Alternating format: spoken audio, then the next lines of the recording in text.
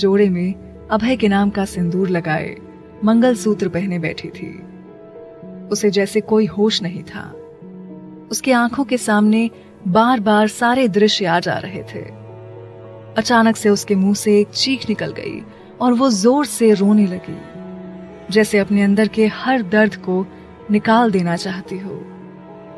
तभी मेज पर पड़ा उसका फोन बजा। उसने नजर उठा के देखा तो राजेंद्र जी का नंबर था। उसने कुछ सोचा और खुद को शांत करते हुए उसने फोन उठाया।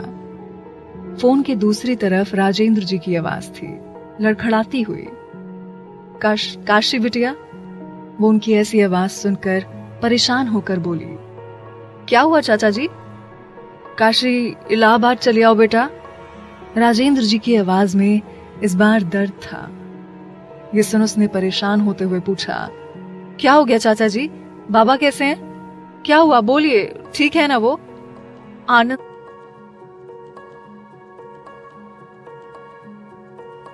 आ गई और जल्दी से उठकर ऊपर कमरे में गई।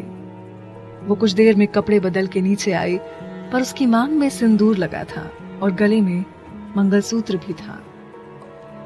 काशी दौड़ के बाहर गई और गाड़ी निकाला और उसमें बैठ के गाड़ी स्टार्ट कर बनारस की गलियों से बाहर निकलने लगी। उसने जल्दी से जल्दी गाड़ी किसी तरह बनारस से बाहर निकाली और दौड़ा दिया इलाहाबाद जाने वाली रोड पर। वो इतनी स्पीड में गाड़ी चला रही थी कि जिसका उसे होश ही नहीं था। उसके आंखों से आंसू बहते जा रहे थे। वो मन ही मन भगवान से ये प्रार्थना कर रही थी कि उसके बाबा को कुछ न हो। दूसरी तरफ अभय एयरपोर्ट पहुंच चुका था। उसका चॉपर आके खड़ा था। वो बनारस को छोड़ के जा रहा था, पर जाते जाते अपने साथ बहुत कुछ लेकर जा रहा था। अभय आया और चॉपर के सामने खड़ा होकर एक बार पीछे मुड़ के आखिरी बार बनारस को देखा और जल्दी से चॉपर में जाकर बैठ गया। राणा भी उसके साथ बैठ गया। चॉपर बनारस से निकल चुका था। अभय के सामने सिर्फ काशी का चेहरा था। उसने आंखें बंद की और पीछे सर लगा के बैठ गया। रह रह के उसे बस काशी ही याद आ रही थी। राणा कुछ पूछना चाहता था, पर उसे अभी खामोश रहना ही ठीक लगा। अभय दूर जा रहा था, बनारस से, काशी से, पर उसे नहीं पता था कि अब न वो बनारस से दूर जा सकता था और ना ही काशी से, क्योंकि अब रिश्ता दोनों से था। इधर काशी ने इलाहाबाद के शकुंतला हॉस्पिटल के सामने गाड़ी रोकी ही थी कि तभी राजेंद्र जी का मैनेजर उसके पास आया, जो उसका ही इंतजार कर रहा था। काशी को लेकर वो अंदर राजेंद्र जी के पास गया। पूरे हॉस्पिटल में 8 या 10 बॉडीगार्ड खड़े थे। राजेंद्र जी के सर में और हाथ में पट्टी बंधी हुई थी। ये देखकर काशी घबरा के उनके पास आते हुए बोली, चाचा जी, ये सब कैसे हुआ है? आप ठीक है ना? और बाबा कैसे हैं? मुझे उनके पास जाना है। राजेंद्र जी की नजर जब काशी के मांग में लगे सिंदूर और गले में पहने मंगलसूत्र पे गई तो वो हैरान हो गए, पर इस वक्त आनंद जी का सोच के वो कुछ नहीं बोले। वो अभी अंदर है, उसे बहुत चोट आई है बेटा सर पर, उसका ऑपरेशन चल रहा है। इतना सुनते ही काशी वहीं बैठ गई। उसकी आंखों से आंसू रुक ही नहीं रहे थे। उसे ऐसे रोता हुआ देखकर राजेंद्र जी ने उसे अपने सीने से लगाते हुए कहा, मत रो मेरी बच्ची, सब ठीक हो जाएगा, कुछ नहीं होगा उसे। डॉक्टर अंदर आनंद जी की जान बचाने में लगे थे, पर खून रुकने का नाम ही नहीं ले रहा था। 2 घंटे हो गए थे, पर अभी तक कुछ पता नहीं चला था। काशी और राजेंद्र जी दोनों ही बैठे हुए थे। कुछ देर बाद जब डॉक्टर बाहर आए तो काशी भाग के उनके पास गई और उनसे पूछा, कैसे हैं मेरे बाबा? ये बोल उसने आस भरी निगाहों से उन्हें देखा। जी माफ करिएगा, पर हम उन्हें बचा नहीं पाए। डॉक्टर इतना बोल के चले गए। ये सुन काशी बेसुध सी गिरने को हो गई, लेकिन राजेंद्र जी ने आकर उससे संभाल लिया। उसकी जिंदगी जैसे एक पल में हवा के झोंके के साथ बिखर चुकी थी। वो वहीं बैठ के रोने लगी और राजेंद्र जी ने उसे अपनी बाहों में ले लिया। इस वक्त उनकी आंखों से भी आंसू रुकने का नाम नहीं ले रहे थे। वो समझ नहीं पा रहे थे कि क्या किया जाए। काशी आज अनाथ हो गई थी। उसकी जिंदगी में जीने की बस एक उम्मीद थी, जो वो भी आज नहीं बची थी। वो जोर जोर से रोई जा रही थी। उसका रोना सुन के खुद लगता था महादेव रो पड़े थे। पूरा हॉस्पिटल उसके रोने की चीखों की आवाजों से गूंज गया था। राजेंद्र जी की बाहों में रोते रोते काशी बेहोश हो गई थी। उन्होंने जब ये देखा तो परेशान हो गए। उसे उठाया और पास के एक कमरे में ले जाकर बिस्तर पर लेटा दिया। राजेंद्र जी ने जल्दी से डॉक्टर को बुलाया।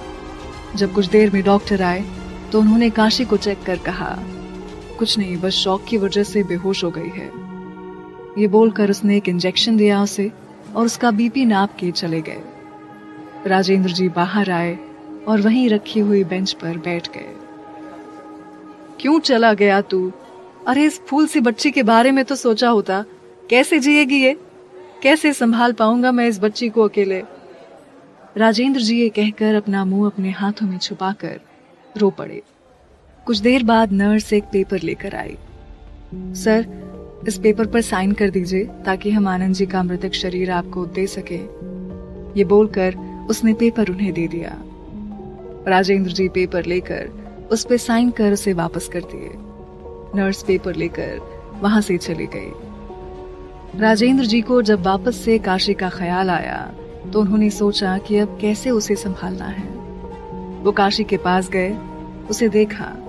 उसकी मांग का सिंदूर, उसके गले का मंगलसूत्र देखकर वो बोले, कुछ तो हुआ है आपके साथ काशी बिटिया।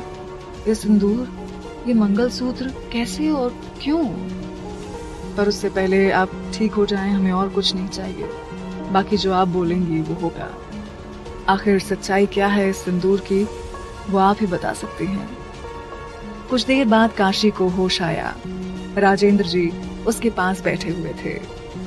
वो उठते के साथ ही अपने बाबा के बारे में पूछने लगी। राजेंद्र जी ने उसे संभाला और आनंद जी के मृतक शरीर के पास ले आए। काशी आनंद जी के शरीर को देख चीख कर रो पड़ी। राजेंद्र जी किसी तरह उसे शांत कराते हुए बोले, बेटा, आनंद के शरीर को बनारस लेके चलना है।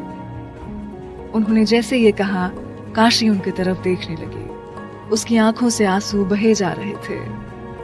आनंद जी के मृतक शरीर के साथ वो लोग बनारस के लिए रवाना हुए। काशी बस अपनी आगे की जिंदगी के बारे में सोचे जा रही थी और राजेंद्र जी उसे लेकर घबरा रहे थे।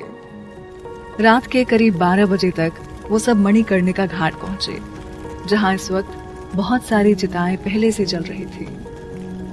मणिकर्णिका घाट आज भी अहर्निश यहाँ दाह संस्कार होते हैं। यहाँ पर संस्कार की अग्नि कभी नहीं बुझती है। यहाँ सुबह से शाम तक चिता की अग्नि जलती रहती है। रात के वक्त भी चिता की अग्नि की रोशनी से ही ये सारा घाट रोशन रहता है। नजदीक में बनारस की आद्य शक्ति पीठ विशालाक्षी जी का मंदिर विराजमान है। एक मान्यता के अनुसार स्वयं यहाँ आने वाले मृत शरीर के कानों में तारक मंत्र का उपदेश देते हैं एवं मोक्ष प्रदान करते हैं। इस वक्त काशी मणिकर्णिका घाट पर दूर खड़ी चिताओं को जलते हुए देख रही थी। राजेंद्र जी गए और एक पंडित जी से बात कर आनंद जी का दाह संस्कार किया जाने लगा। उन्हें चिता पर लिटाया गया। लकड़ियां उनके ऊपर रखी गई। पंडित जी ने चिता में अग्नि देने के लिए किसी को बुलाया तो राजेंद्र जी काशी के पास गए और उसका हाथ पकड़ के ले आए। ये देखकर पंडित जी ने कहा, पर लड़कियां अग्नि नहीं देती हैं। उनके ऐसा कहने पर राजेंद्र जी ने उनसे कहा, यह आनंद जी के लिए बेटे से बढ़कर हैं और अग्नि यही देंगी। इतना कह के उन्होंने काशी का हाथ पकड़ा और उसके हाथों में जलती हुई एक लकड़ी दी और चिता को उससे जलवाया। जैसे आनंद जी की चिता को अग्नि ने छुआ, वैसे ही काशी राजेंद्र जी से लिपट के रो पड़ी। उन्होंने खुद को भी उस वक्त बहुत मुश्किल से संभाला। जब तक चिता नहीं जल गई तब तक वो लोग वहां से नहीं गए। राजेंद्र जी के सारे बॉडीगार्ड वहीं खड़े थे और मैनेजर साहब भी। जब चिता पूरी तरह जल गई तो उसकी राख को लेकर राजेंद्र जी काशी के साथ वहां से निकल के 80 घाट पर आए। सुबह हो चुकी थी। पर सूरज निकलने में अभी वक्त था। उन्होंने आनंद जी की अस्थियों को गंगा के जल में प्रवाहित किया। काशी वहीं खड़ी एकटक गंगा के पाए विलीन होते आनंद जी के राख को देख रही थी कि तभी महागुरु वहां आके खड़े हो गए। उन्होंने काशी को आवाज देते हुए कहा, काशी बिटिया, ये तुम हो क्या? काशी और राजेंद्र जी उनके पास गए तो उन्होंने मंदिर के अंदर चलने को कहा। वो दोनों ही गुरुजी के पीछे चल पड़े। गुरुजी जाके अपने आसन पर बैठ गए और काशी राजेंद्र जी उनके बगल में। महागुरु ने काशी को शांत भाव से देखा और उससे कहा, काशी, किस दुविधा में हो मेरी बच्ची? इंसान की मृत्यु को कोई नहीं टाल सकता, वो विधि का विधान है काशी। और एक बात, इस मांग के सिंदूर को कभी मत हटने देना मेरी बच्ची, क्योंकि अब तेरी किस्मत से उसकी किस्मत जुड़ गई है। जिंदगी में बहुत उतार चढ़ाव आएंगे, पर हमें पता है कि हमारी काशी बहुत बहादुर है और वो सब ठीक करेगी। गुरुजी के कहने पर काशी उन्हें बस देखे जा रही थी। उसके मन में बहुत से सवाल थे, पर गुरुजी के ऐसे कहने पर वो खुद को शांत कर चुकी थी और कुछ चीजों को वक्त को सौंप चुकी थी। काशी कुछ देर वहीं बैठी रही, आंखें बंद करके। राजेंद्र जी को लेकर गुरुजी मंदिर की सीढ़ियों पर आ गए। राजेंद्र, काशी की जिम्मेदारी अब आपकी है। बस ये समझ लीजिए कि उसके एक पिता का हाथ छूटा है तो दूसरे पिता के साए में आज वो आई है। आपको अब काशी का पिता बनके उसे संभालना होगा और उससे उसकी शादी के बारे में कुछ मत पूछना। जब वो बताए तो सुन लेना। बस इतना जान लो, इसके आगे का सफर कठिन होगा, पर कुछ वक्त बाद सब ठीक होगा। इसे इसका हक खुद वो देगा, क्योंकि वो जहां होगा तड़प रहा होगा। काशी को अब अपने साथ यहां से ले जाओ और एक नई जिंदगी दो। गुरुजी के कहने पर राजेंद्र जी काशी के पास आए और उससे बोले, चलो काशी। उनकी बात सुन काशी उठी और गुरुजी के चरण छू वहां से राजेंद्र जी के साथ निकल गई। जाते हुए काशी आके घाट पर खड़ी हुई। उसे ऐसे घाट पर खड़ा हुआ देखकर राजेंद्र जी ने उससे कहा, काशी, आप हमारे साथ इंदौर चल रही हैं। अब आप हमारे साथ रहेंगी। ना मत कहना मेरी बच्ची, आपको मेरे दोस्त की कसम। ये सुन उसने बस हाँ में सर हिला दिया। वैसे भी अब उसका बनारस में रहने का कोई मतलब नहीं था। कौन था उसका यहाँ पर? उसने राजेंद्र जी के साथ जाना ही सही समझा। काशी आंखों में आंसू लिए खड़ी थी। आज वो आखिरी बार बनारस की सुबह देख रही थी। काशी ने जाने से पहले शालिनी को मैसेज करके सब बता दिया था। फिर राजेंद्र जी उसे लेकर एयरपोर्ट पहुंचे। वहां उनका खुद का प्लेन खड़ा था। वो सबके साथ बैठे और बनारस से निकल गए। काशी बनारस को छोड़ चुकी थी। उसे रह रह के आनंद जी के साथ बिताए वक्त याद आ रहे थे। काशी वो जगह छोड़ के जा रही थी जहां वो पैदा हुई, जहां बड़ी हुई, जहां की हवाओं में भी उसकी आवाजें गूंजी हुई थी। आज वो वहां से दूर जा रही थी। दूसरी तरफ अभय अपने महल पहुंच चुका था। जब से वो बनारस से आया था उसे वहां अच्छा नहीं लग रहा था। वो बेचैन था। उसे समझ नहीं आ रहा था कि ये सब क्यों है। उसे रह रह के काशी की याद आ रही थी। उसने फोन उठाया और किसी को फोन किया। फोन उठते ही दूसरी तरफ से आवाज आई, जी सर। अभय ने बस एक ठंडी आवाज में इतना ही पूछा, कैसी हैं वो? सर, उनके पिता की मृत्यु हो गई एक एक्सीडेंट में। वो बनारस को हमेशा के लिए छोड़ के चले गई, राजा राजेंद्र जी के साथ। राजा सा के साथ? तुम इंदौर जाओ और देखो, शायद महल में ही होंगे। ये कहकर अभय ने फोन रख दिया। वो अपने कमरे में बनी बड़ी सी बालकनी में आके खड़ा हो गया। उसकी आंखें नम थीं। उसने फोन लिया और लंदन जाने के लिए टिकट। इंदौर शहर, एयरपोर्ट। काशी इंदौर पहुंच चुकी थी। आज पहली बार वो इंदौर आई थी। बनारस को छोड़ एक नए शहर में आना और एक नई जिंदगी को शुरू करना उसके लिए बहुत बड़ी बात थी। राजेंद्र जी जैसे ही काशी को लेकर एयरपोर्ट से बाहर निकले तो बहुत सारी गाड़ियां खड़ी थी। राजेंद्र जी उसे लेकर एक गाड़ी के पास आए। एक नौकर ने आगे बढ़कर गाड़ी का दरवाजा खोला तो काशी के साथ वो उसमें बैठ गए। काशी उनके कंधे पर सर रख के बैठी थी और राजेंद्र जी उसके सर पर हाथ रख के बैठे थे। कुछ देर में गाड़ी एक बड़े से गेट के सामने आके रुकी। नौकर ने गेट खोला तो एक बहुत सुंदर सा महल था।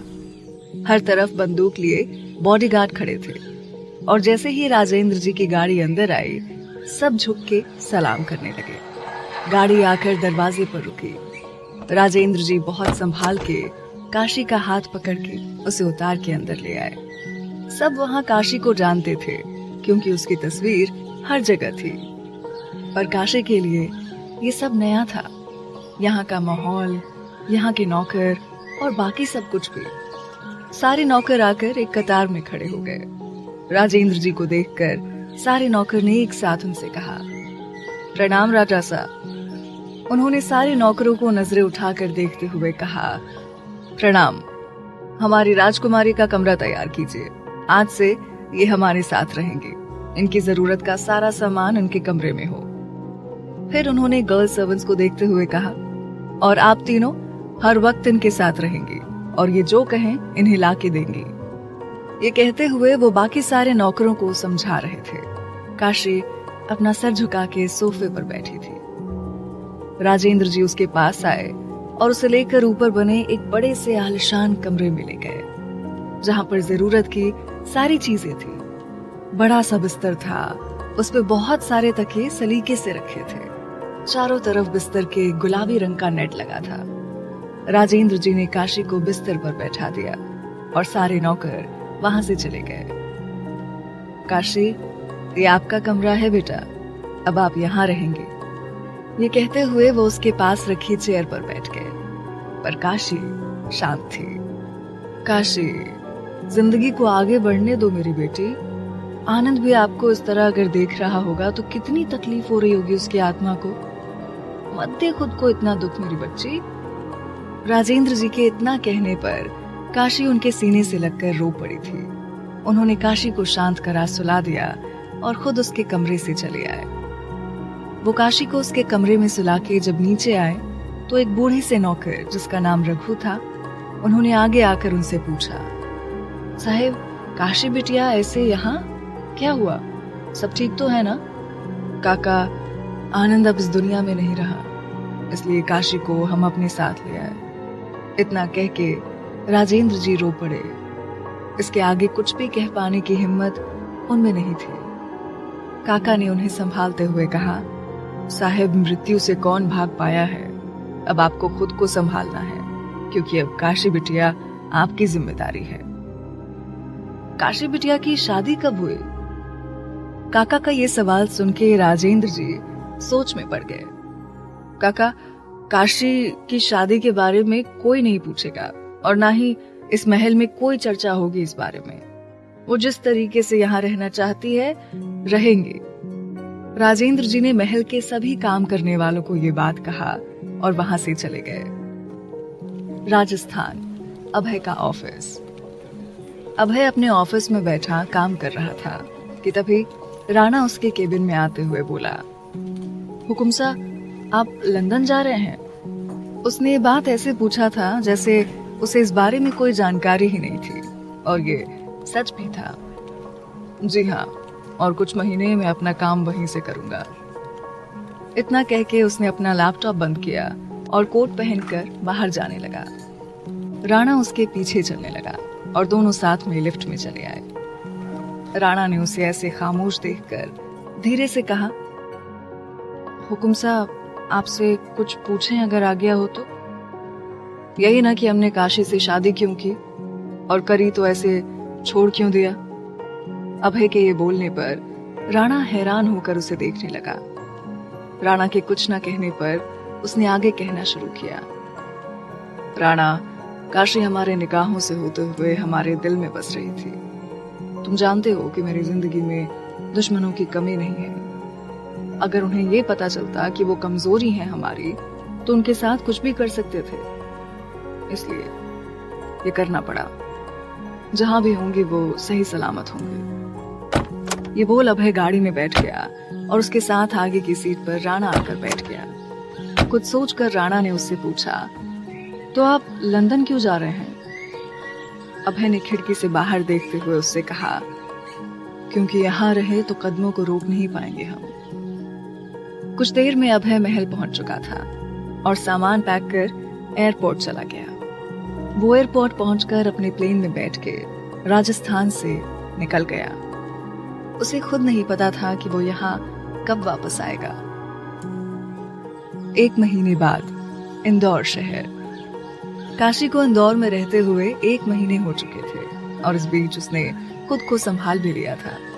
राजेंद्र जी को उसने अपनी शादी के बारे में सब बता दिया था। उन्होंने उसके फैसले का आदर किया और काशी जैसे रहना चाहती थी वैसे ही रहने दिया। इसलिए काशी ने अभय को तो नहीं, पर उसके नाम के सिंदूर को और मंगलसूत्र को अपने साथ जोड़ लिया था। उसने खुद को संभालते हुए राजेंद्र जी के साथ उनके ऑफिस का काम भी संभाल लिया था और साथ ही वो राजेंद्र जी का पूरा ख्याल रखती थी। राजेंद्र जी को भी जीने का एक जरिया मिल गया था और अब काशी भी उन्हें बाबा बोलती थी। काशी इस 1 महीने में अभय को भूली तो नहीं थी, पर खुद को उससे जोड़ी भी नहीं थी। अब वो हमेशा राजकुमारी के लिबास में रहती थी।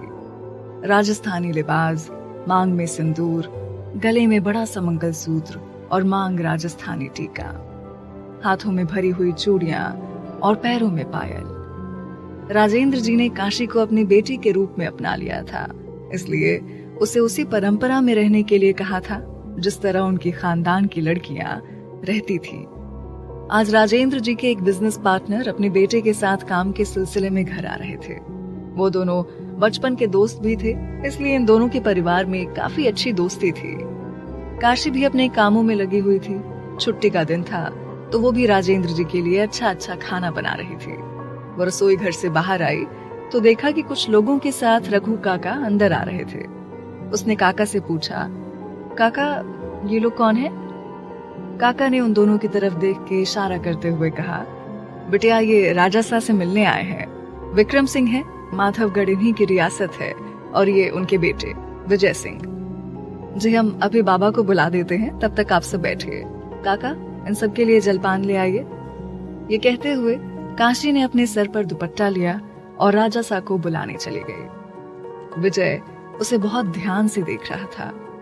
वो उसकी खूबसूरती देखकर कहीं खो सा गया था।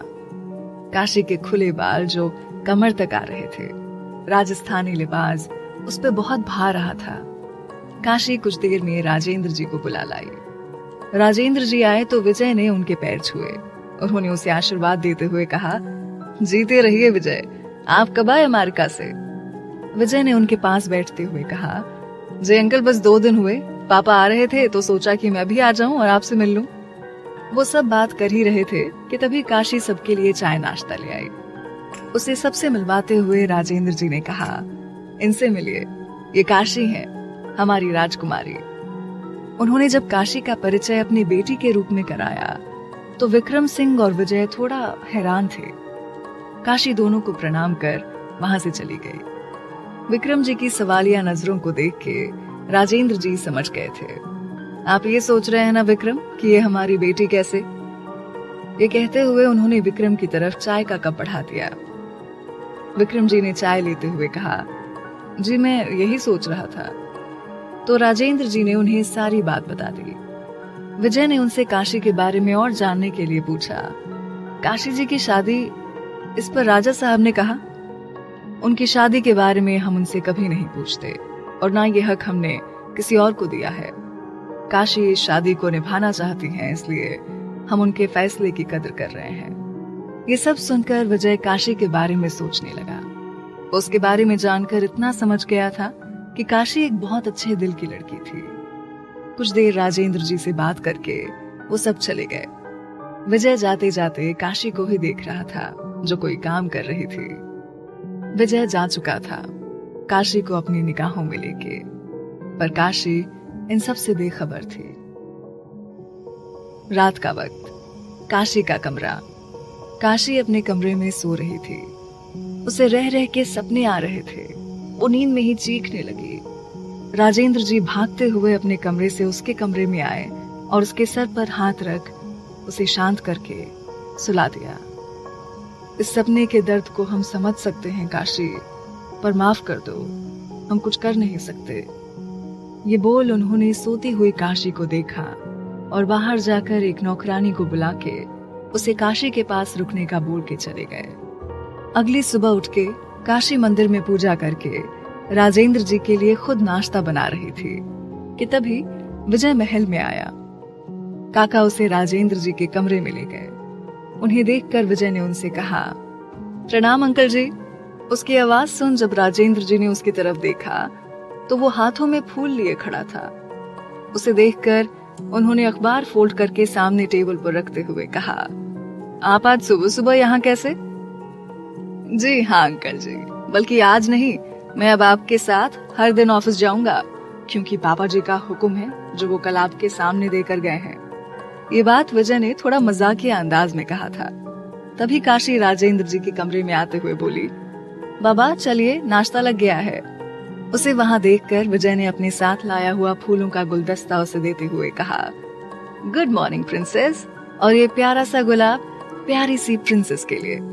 उसके हाथ से गुलदस्ता लेते हुए उसने हैरानी से कहा, आप यहाँ सुबह सुबह? हाँ प्रिंसेस, और सॉरी, अब आपको एक आदमी का नाश्ता एक्स्ट्रा बनाना पड़ेगा, क्योंकि अब मैं रोज यहाँ से अंकल जी के साथ ही ऑफिस जाऊंगा काम सीखने। विजय बस बेधड़क बोले जा रहा था। विजय एक बहुत अच्छा लड़का था, हाँ, पर बोलता बहुत था। उसे सबका आदर सम्मान करना आता था। काशी को भी उसका ये स्वभाव अच्छा लगा। कोई बात नहीं, अभी तो नीचे चलिए, नाश्ता ठंडा हो रहा है। काशी ने मुस्कुरा के बोला और सब लोग उसके साथ नीचे चले आए। राजेंद्र जी को भी विजय का स्वभाव अच्छा लगता था और वो चाहते थे कि काशी अभय को भूल के, इस जबरदस्ती के रिश्ते को भूल के आगे बढ़े। उन्हें विजय पसंद था और वो चाहते थे कि काशी भी पसंद करे उसे।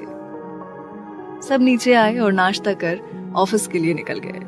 ऑफिस पहुंच के विजय राजेंद्र जी के केबिन में चला गया। राजेंद्र जी ने उसे सारा काम समझा दिया। विजय काफी समझदार लड़का था, इसलिए हर चीज को अच्छे से समझ लेता था। विजय अब रोज घर आता और वहीं से ऑफिस जाता। काशी और उसकी अच्छी दोस्ती हो गई थी, पर काशी ने उससे कुछ नहीं छुपाया, बस अपने पति के नाम के अलावा। विजय ने भी अपनी दोस्ती को एक मर्यादा में रखा।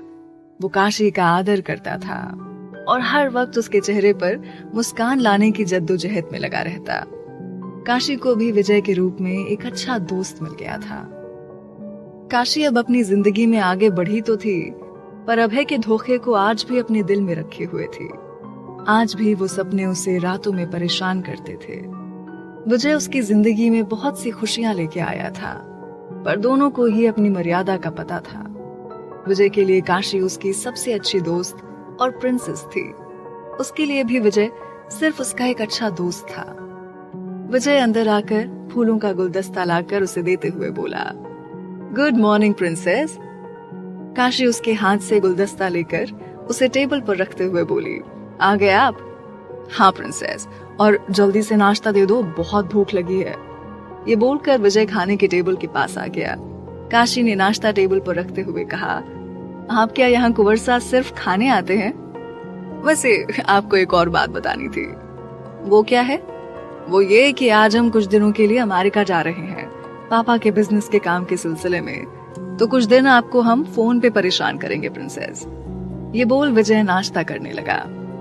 काशी उदास तो थी, क्योंकि एक वही तो था जिससे वो खुल के बात करती थी। विजय ने नाश्ता किया और उसे बाय बोल के वहां से चला गया। काशी भी ऑफिस आई और काम देखने लगी। काम करते करते जब थक गई तो ऑफिस में बने ग्राउंड फ्लोर पर चली गई, जहां बच्चों का क्रैच था। काशी ने ऑफिस की जितनी भी महिला कर्मचारी थी, उनके बच्चों के लिए यहाँ क्रैच बनवाया था, ताकि वो अपना काम भी कर सकें और बच्चों के लिए परेशान भी ना हो। वो कुछ देर वहां रही और फिर शाम होते ही घर चली आई। घर आई तो राजेंद्र जी बैठे थे। वो उनके पास आके बैठ गई। कुछ देर बातें की दोनों ने, फिर खाना खा के सोने चले गए। काशी को नींद नहीं आ रही थी तो उसने अपने कमरे में लगा बड़ा सा शीशा खोला। सामने बड़ा सा बगीचा था। उसका कमरा अब नीचे की तरफ सबसे पीछे था। काशी बगीचे में आके टहलने लगी। उसने आंखें बंद की और खुद को अपनी ही बाहों में ले लिया। फिर उसने आसमान पर चमकते हुए चांद को देखते हुए कहा, 2 साल गुजर गए, अब तक तो आपने शादी कर ली होगी ना? आपको हमारी याद नहीं आती होगी ना? क्यों आएगी आखिर? ये शादी आपके लिए बस एक सौदा था, और सौदे याद कहाँ रहते हैं। कुछ देर बाद वो वापस अंदर आ गई। उसी वक्त राजस्थान एयरपोर्ट, रात का वक्त। एक प्लेन आकर एयरपोर्ट पर रुका। उसका दरवाजा खुला और उसमें से अभय बाहर आया। वो नीचे उतरा और राजस्थान की रात को पूरे 2 साल बाद देख रहा था। उसके बाहर आते ही सारे बॉडीगार्ड उसे प्रोटेक्ट करने के लिए उसके सामने और पीछे खड़े हो गए। राणा उसके पीछे था। ड्राइवर ने जल्दी से गाड़ी का दरवाजा खोला। अभय जाकर उसमें बैठ गया और सारी गाड़ियां चल दी। अभय बाहर राजस्थान की सन्नाटे भरी रात को देखते हुए अपने मन में बोला, 2 साल आपसे दूर थे, पता नहीं आप कैसे होंगे। शायद शादी कर ली हो आपने। इन 2 सालों में आपकी कोई भी खबर हमने अपने तक नहीं आने दी, पर यहाँ आते ही आप हमारे जहन में फिर उतर गई। पता नहीं कैसे रह पाएंगे हम यहाँ। अभय के दिल दिमाग में आज भी बस काशी थी। सुबह का वक्त, इंदौर। सुबह जब काशी कमरे से बाहर आई तो देखा आज राजेंद्र जी रोज की तरह हॉल में नहीं बैठे थे। उसने काका से पूछा, काका बाबा नहीं आए अभी तक? वो अपने कमरे में ही है क्या? काका ने काम करते हुए कहा, हाँ बेटिया, उनकी तबीयत खराब है थोड़ी, तो वो अपने कमरे में आराम कर रहे हैं। ये सुनकर काशी राजेंद्र जी के कमरे में गई तो देखा वो लेटे हुए थे। काशी अंदर आई और उनके सर को छूकर देखी तो हल्का हल्का बुखार अभी भी था। तभी राजेंद्र जी की आंखें खुल गई। वो उठ के बैठते हुए बोले, अरे आप, क्या हुआ? काशी ने परेशान होकर उन्हें डांटते हुए कहा, बाबा आपकी तबीयत नहीं ठीक थी तो बताया क्यों नहीं आपने हमें? अरे हल्का सा बुखार था बस, अब हम ठीक हैं देखो। वो काशी से बात कर ही रहे थे कि तभी उनके मैनेजर वर्मा जी आ गए। सर, वो आज आपको राजस्थान जाना है प्रोजेक्ट के लिए। ये बोलकर वर्मा साहब हाथ बांध के खड़े हो गए। काशी ने उनकी तरफ देखकर कहा, बाबा कहीं नहीं जा रहे हैं वर्मा जी, बाबा की तबीयत ठीक नहीं है। तभी काका दलिया लेके अंदर आए। काशी उनके हाथ से दलिया लेके राजेंद्र जी के पास बैठ गई और उन्हें खिलाने लगी। वर्मा जी ने चिंता जताते हुए कहा, पर बिटिया हमें प्रोजेक्ट मिलना बहुत जरूरी है। हम ठीक हैं हमारी राजकुमारी। राजेंद्र जी का इतना बोलना था कि काशी ने उन्हें घूर के देखा तो वो चुपचाप दलिया खाने लगे। काशी राजेंद्र जी को दलिया खिलाते हुए बोली, वर्मा जी हम चलेंगे आपके साथ। ये सुनकर राजेंद्र जी खुश होते हुए बोले, वर्मा जी बता दीजिए सबको आज वहां फोन करके कि हमारी राजकुमारी आ रही है हमारी जगह, और इनका ख्याल रखना आप, और आप अपना ख्याल रखिएगा। टाइम से दवा खा लेना है, खाना खाना है और आराम करना है बहुत सारा। काशी ने राजेंद्र जी को दवा देते हुए कहा और फिर तैयार होने चली गई। वो कुछ देर बाद तैयार होकर आई और राजेंद्र जी के पैर छूकर राजस्थान के लिए निकल गई। राजस्थान, अभय का ऑफिस। अभय लैपटॉप पर काम करते हुए बोला, राणा उस प्रोजेक्ट को किसी भी तरह इस बार हमें ही लेना है, चाहे जो हो जाए। हुकुम साहब, ये प्रोजेक्ट आपको ही मिलेगा, आपके सामने कौन खड़ा हो सकता है। अभय और राणा को काम करते हुए शाम हो गई। राणा ने उसे याद दिलाते हुए कहा, हुकुम साहब चलें, आपको आज होटल भी जाना है व्यवस्था देखने कल की मीटिंग के लिए। फिर वो दोनों ऑफिस से निकल गए। दूसरी तरफ काशी अपने कुछ लोगों के साथ और वर्मा जी के साथ राजस्थान पहुंच चुकी थी। वो पूरी प्रोटेक्शन के साथ एयरपोर्ट से बाहर आई और गाड़ी में बैठ गई। काशी ने लैपटॉप में देखते हुए वर्मा जी से कहा, वर्मा जी आपने होटल तो बुक कर दिया है ना? हाँ बेटिया, वो तो पहले से ही था, राजसा के लिए कराया था, बस अब आप वहां रहेंगी। वर्मा जी इतना बोल के शांत हो गए। काशी भी अपना काम करने में लगी थी। अभय की गाड़ी आकर बड़े से आलीशान होटल के सामने रुकी।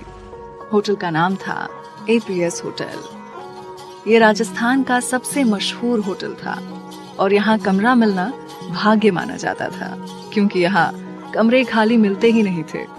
चाहे जितना भी बड़ा आदमी क्यों ना हो, इस होटल में कमरा लेने के लिए 1 महीने पहले से ही बुकिंग कराना होता था।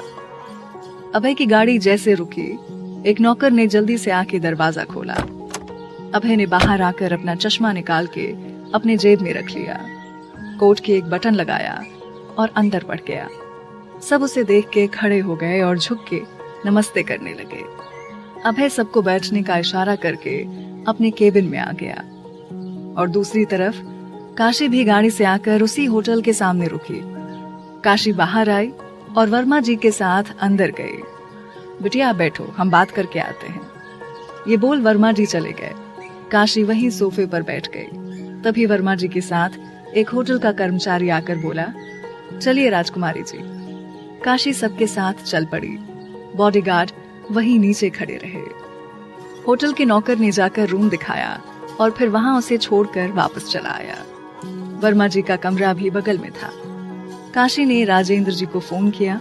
उनसे बात करने के बाद वो काम में लग गई। अभय भी अपना काम करके वहां से चला गया, पर आज उसे यहाँ से जाने में अजीब सा एहसास हो रहा था। वो जैसे जैसे दूर जा रहा था, उसे अजीब सा एहसास हो रहा था।